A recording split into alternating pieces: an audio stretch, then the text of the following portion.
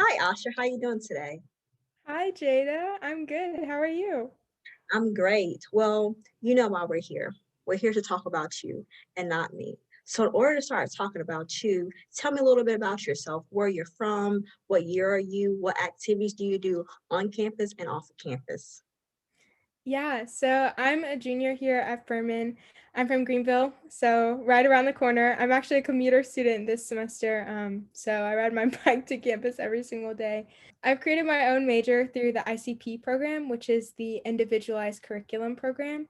And so I chose advocacy and justice studies just because I was really interested in an interdisciplinary approach to understanding dynamics of race, power, and privilege. And I wanted to understand how that impacted justice and injustice, number one in my community, which is the Greenville community, but then also in the world. You brought up the word justice a lot. Can you just tell us what does justice mean to Asha Marie? Oh man, so much. I think that's the question that I've been trying to answer for myself, because I came to Furman as an advocate in the Greenville community.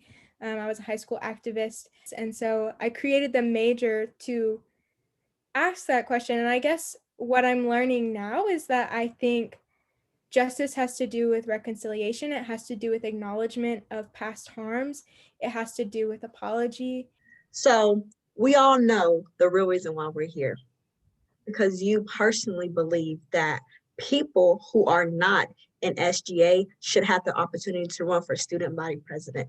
Because according to the SGA laws in section 2, point number 5, it clearly states that if you are not a member, therefore you cannot run for student body president. How do you feel about that?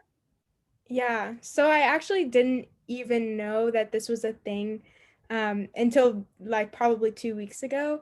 I had never considered serving in SGA just because I didn't really feel like that was a place for me to do the work that was important for me on campus. And so I've been pretty actively involved across campus in different work that is related to diversity, equity, and inclusion. I'm the president of its Firm and Justice Forum, and we do a lot of social justice programming and stuff like that because advocacy is really important to me, and getting other people involved in advocacy is important.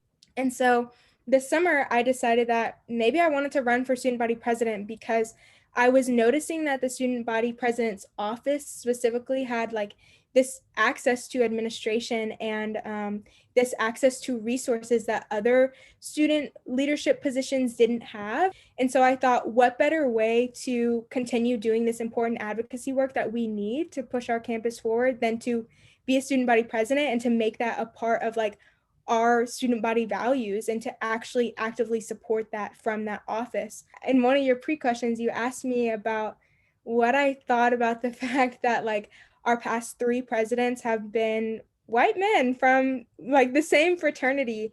And that's something that like everybody brings up and we kind of joke about it. But I mean, it is something to be aware of and maybe even to be concerned about. A lot of SGA presidents go in thinking like, oh, I'm going to be a president for unity. I'm going to represent everybody. And I want to push back on that, like I don't think we can have community unity if we're not going to acknowledge like the systems at play that are affecting our campus community, that are affecting our social climate. If we're not going to address like how students of various communities are feeling, all the time, and to actually reckon with that no matter how hard or how challenging that is, then like we will never reach unity, we will never have any reconciliation, we will never have justice. I'm ready for the hard stuff. I'm not going to shy away. I'm ready for that and I will commit to that.